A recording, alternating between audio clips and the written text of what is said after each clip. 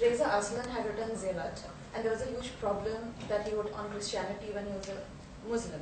So similarly, Wendy Doniger wrote about Hinduism, and when so your tweet, you had tweeted that you can write about it, but when I talk to my Christian or Muslim friends, how is namaz not embodied? Or I keep saying it's internalizing, but they're like, we are following the 10 Commandments, or we are following namaz. How is that not embodied? Excellent question. Let me answer the question. So, embodied, there are different levels of embodiment. Prayer is not embodied in the same level as going deep into your meditation. Because prayer is externally driven. It is happening from within, but is targeting at a deity who is sitting in the sky.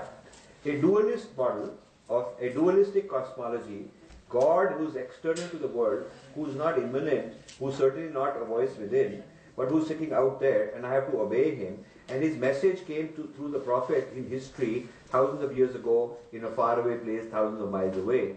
So I am separated from the God in distance, infinite gap. It's called the infinite gap between transcendence and myself, the transcendent God. Yeah, and this is monotheism's own view. I'm just not saying it.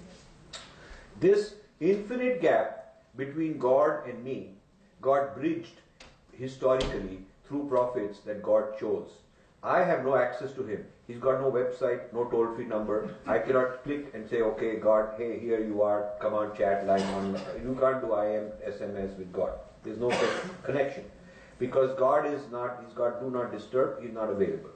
He gave his message to some prophet in a faraway place, in a faraway time. And if I want to know what his instructions are, that's where I have to go. That book is closed, that book is final, that book is perfect, it is complete, and that is how I have access to information. So it is like a CEO who says, I told my HR department what are the policies, I am not available. You go to the HR department and that policy manual, which is thousands of years old, cannot be amended. It is perfect and complete. So you go there and get my instructions. See, that is one system. Is different. Our idea is that the divine is everywhere. Is this word. It is not that the divine is the chip inside, like the Intel, but the whole thing is divine. It is not only what is inside that is divine, but what is outside is also divine. So, since the divine is everywhere, this worship of the divine in form is banned. Even another state doesn't even need an external murti. He's got the murti inside. He's got the divine inside. A lot of tantra is basically installing the divinity inside. A lot of gurus. My guru said that I'm not a guru who will make you dependent on gurus. I'm a guru who will make you self-sufficient and become your. Embodiment and namaz, practicing of a namaz is both are the different things in both different religion, Hinduism and Islam. First we must see what is embodiment. The idea of the embodiment says that your guru, your God has taken place in yourself, and you being yourself is a God. This is the Hinduism ideology about embodiment.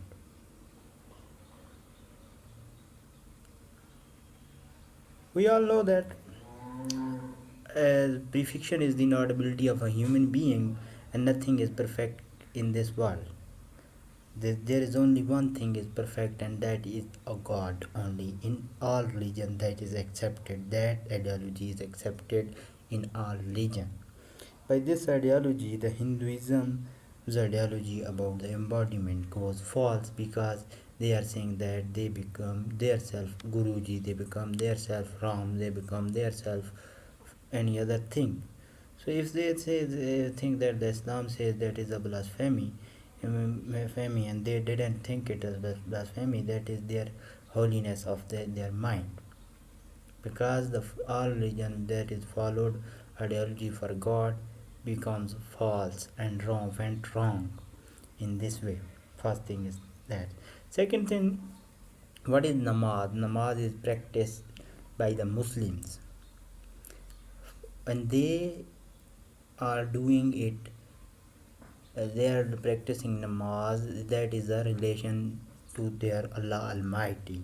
It's only a relation, and they do it as their duty.